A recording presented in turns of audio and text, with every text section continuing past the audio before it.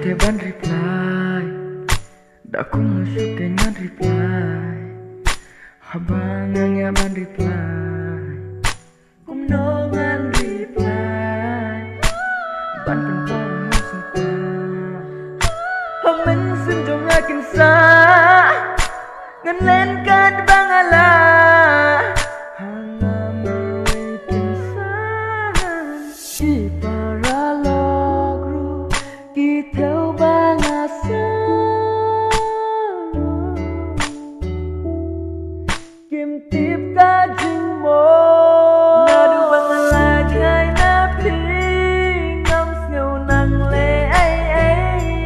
ngas nhau kumba marwe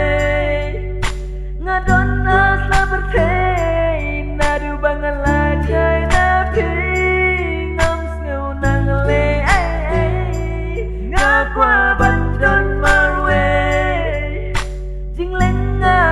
mensim manse jing mu bangas rang balay tip ngampa barong alangnya Sing apa ban linya ki badai na ka dao chung thi ki jing seo si ki se ngam seo ki kentin bas mo tenang mentayang akiblat Hendai ngam kwa jing kemen Bakin